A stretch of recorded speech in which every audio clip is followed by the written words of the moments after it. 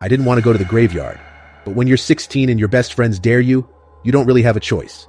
That's how 4 of us, Jake, Marissa, Chloe, and me, ended up sneaking into the old cemetery at midnight. It wasn't exactly an abandoned graveyard, but nobody visited it anymore. A chain-link fence surrounded it, and most of the headstones were cracked and covered in ivy. Jake had heard some story about a keeper's grave, supposedly marked with an old lantern left by the groundskeeper who'd passed decades ago. He swore if you found it, you'd get bad luck. None of us believed him, but somehow that dare got us all here. The night was dead quiet.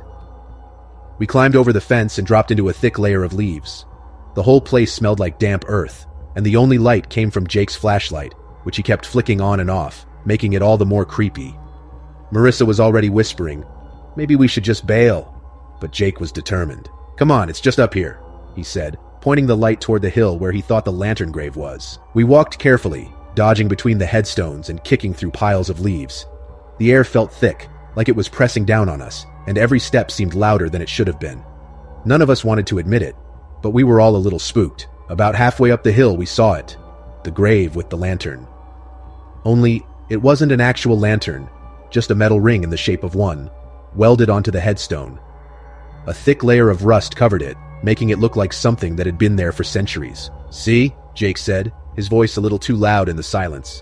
"Told you it was real." We stood around the grave, waiting for something, anything, to happen.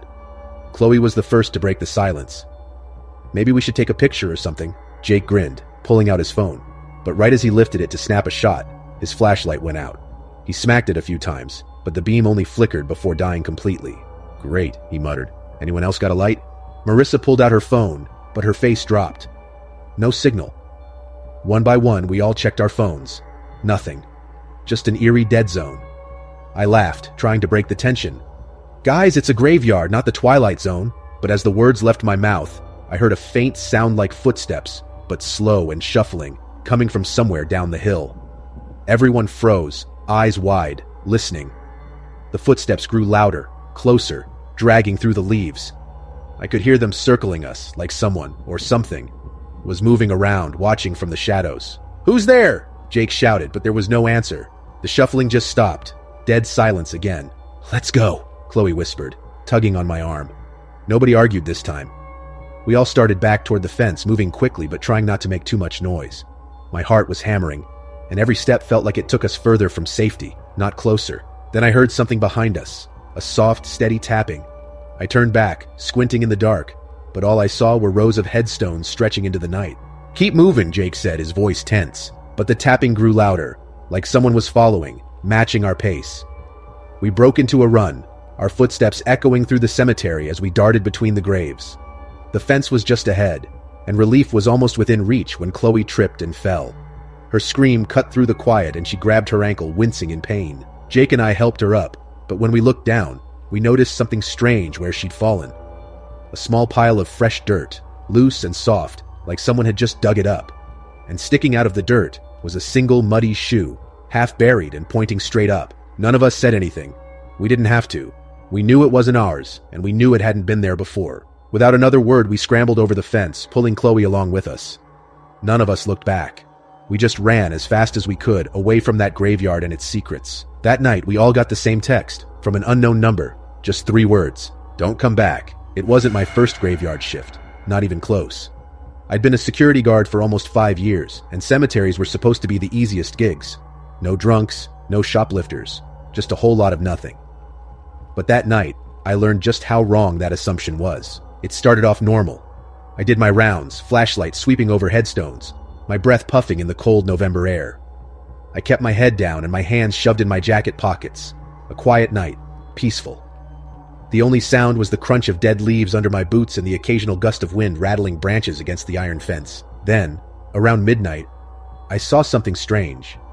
It was out of the corner of my eye, a flicker of movement near the old mausoleum at the far end of the graveyard. The place was ancient, cracked stone, ivy creeping up its sides, and locked up tight. I didn't really want to check it out, but it was my job, so I steeled myself and walked toward it. As I got closer, the air felt wrong. Heavy, almost. And then I smelled it. Something metallic and rotten, like the stench of old blood mixed with decaying leaves. I stopped in my tracks, suddenly alert. I clicked my flashlight on and off just to make sure it wasn't flickering. Something I'd seen in horror movies too many times. It stayed on, a steady white beam. The door to the mausoleum was still chained shut, rusted tight, but a faint scrape came from inside. It was too late to pretend I hadn't heard it. So I called out, "Anyone in there?" No answer.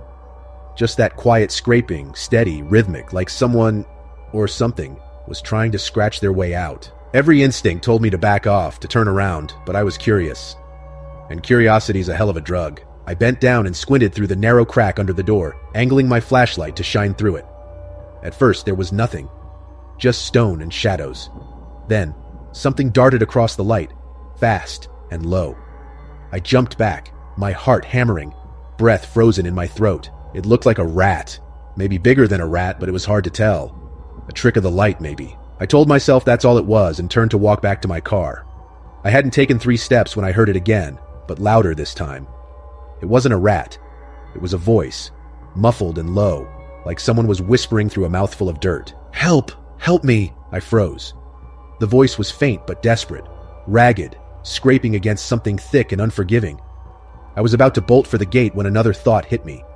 What if someone was actually trapped inside? Someone could have played a prank, gotten locked in there, or worse. I couldn't leave. Not now. I went back to the mausoleum and pressed my ear to the stone. "Hello?"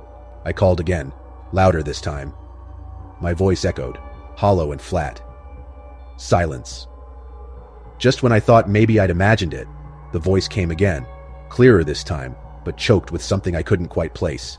"I can't breathe." That did it. I pulled out my radio, planning to call for backup, but all I got was static. No signal, not even a blip. I knew that spot was a dead zone, but now it felt ominous, almost mocking. Then, I noticed something else. The air had gotten colder.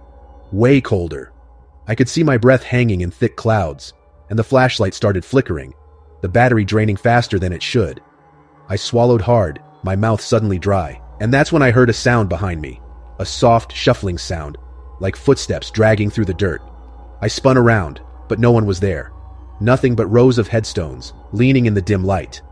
I turned back to the door, my skin prickling, and called out one last time. "Who's in there?" Nothing. I didn't wait around. I sprinted back to my car and called the main office from there. They told me to stay put and that they'd send someone out. But even in my car, engine running and headlights blazing, I couldn't shake the feeling of eyes watching me from somewhere in the darkness. Half an hour later, another guard showed up. I explained what I'd heard and we went back together, flashlights and radios ready. But when we got there, everything was quiet. No whispers, no scratching, just dead silence and the rustle of leaves. My partner looked at me, eyebrow raised, like he thought I'd lost it. "There's nothing here, man. Probably just some rats." I didn't argue. I knew what I'd heard, but I didn't have proof. We left, and I finished the shift in my car, watching that mausoleum from a distance, waiting to see any sign of movement. But there was nothing. Just stillness. The next day, I asked around, trying to see if anyone had been locked in the mausoleum by accident, or if there were any reports of strange sounds. Nobody knew anything. It was just a quiet graveyard, they all said. Nothing ever happens here, but every time I think about that night, the hair on the back of my neck still stands up, because deep down, I knew what I'd heard, and I knew I wasn't alone out there. I never thought I'd be visiting my grandfather's grave on a rainy November evening, but there I was, alone in the old cemetery, my umbrella barely holding up against the steady downpour. I'd come to say goodbye in a way, to leave him one last letter before I left for college across the country. It was something we'd always talked about, me going off to school, seeing the world. He'd been so proud. The cemetery was mostly empty, silent except for the rain. I found his grave halfway up the hill under a willow tree that looked like it had been there for centuries. I placed the letter down, brushing some wet leaves off his headstone. "Miss you, Grandpa," I whispered. As I stood there, letting memories come and go, I heard something strange. Faint at first, almost drowned out by the rain. A soft, steady ringing. It was a bell. I froze, scanning the cemetery. The bell was far off, barely audible, but unmistakable. A sharp metallic sound cutting through the silence. For a second, I thought maybe it was some sort of church bell or an alarm from a nearby building. But the only thing nearby was the cemetery chapel, and that hadn't been used in years. I tried to brush it off, convincing myself it was a trick of the rain, but the sound didn't stop. It came again, a distinct chime, like someone was tugging a small bell back and forth. It was haunting, carrying through the mist and rain, making every hair on my neck stand up. Then I remembered an old story my grandfather used to tell me. Back in the day, people were so afraid of being buried alive that they'd put bells in the coffins. If someone woke up 6 feet under, they could pull a cord, ring the bell, and someone above would hear and dig them out. My grandfather had laughed about it, calling it an old-time insurance policy, but I remembered the way he'd smiled after he'd told me, as if he believed it might actually work. I laughed nervously, trying to shake off the thought. But the ringing continued, louder, clearer, like someone desperately pulling on that cord, begging to be noticed. My heart raced, the sound now chilling me to the core. Against every ounce of sense, I found myself walking toward the sound, weaving between the graves, my footsteps quickening. It led me deeper into the cemetery, toward an older section where the stones were worn and moss-covered, names and dates barely visible. The bell rang again, insistent, echoing through the mist, drawing me closer. Finally, I stopped in front of an old headstone, cracked and covered in lichen. The grave looked undisturbed, but the bell was coming from right here, faintly but clearly. My pulse was racing, and I glanced around, expecting, hoping to see someone, anyone.